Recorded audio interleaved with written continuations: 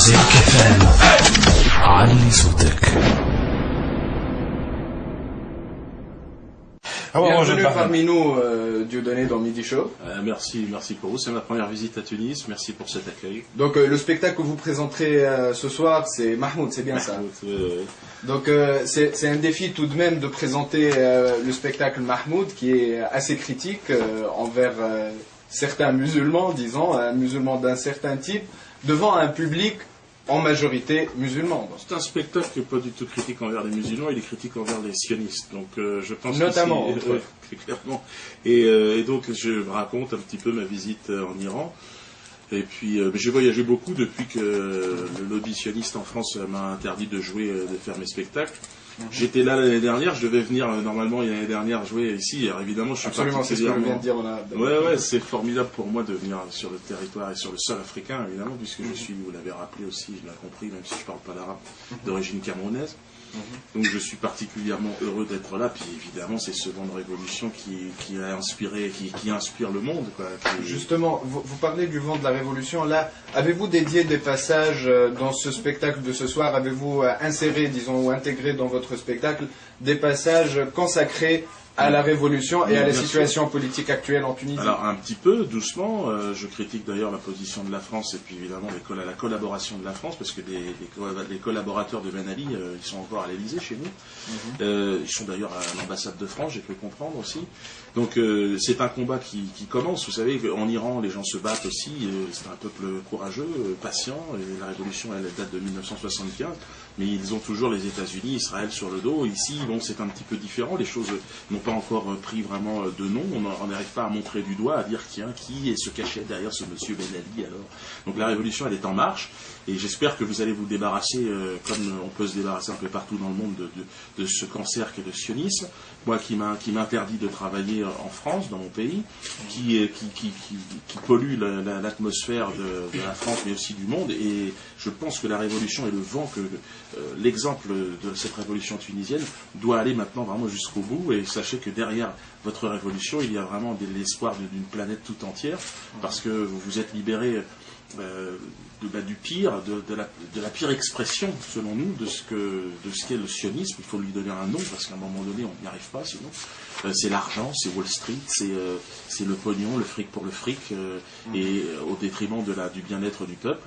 Il y a un autre problème, M. Dieudonné, c'est que avant, il y a eu une grande attaque médiatique contre vous, mais parce que honnêtement là il y a un véritable discours, parce que je connais vos discours avant, c'était beaucoup moins politisé, c'est-à-dire avant vous attaquez plutôt au lobby, vous dites lobby juif, vous ne dites pas lobby sioniste.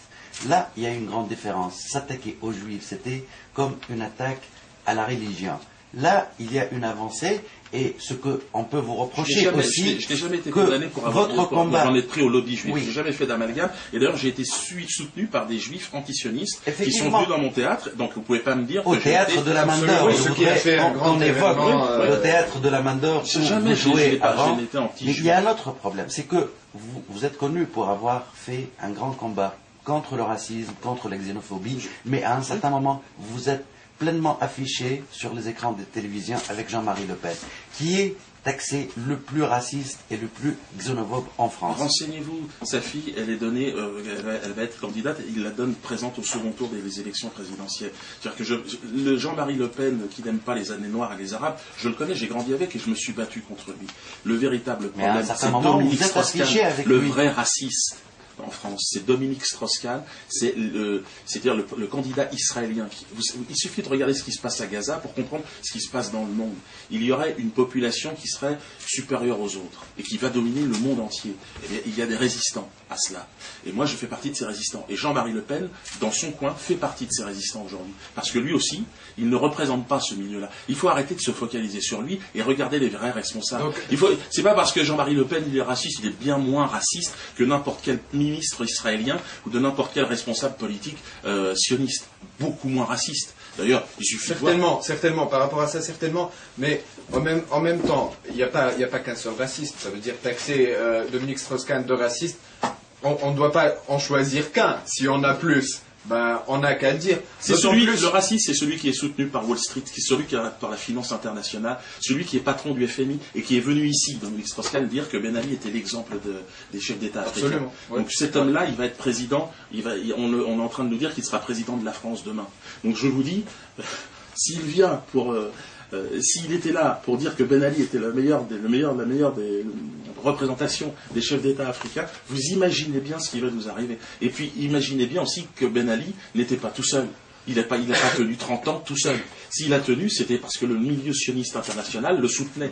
Et clairement. Et donc, je veux dire, moi je suis là pour dire aujourd'hui, j'espère que ça va pas être son remplaçant. C'est pour ça que quand j'entends qu'il y a des gens qui me disent on ne veut pas qu'il vienne, il nous emmerde. Ben, écoutez, je me sens qu'il y a des gens qui veulent le voir, et j'espère que la censure ne sera pas organisée toujours par les mêmes. Voilà.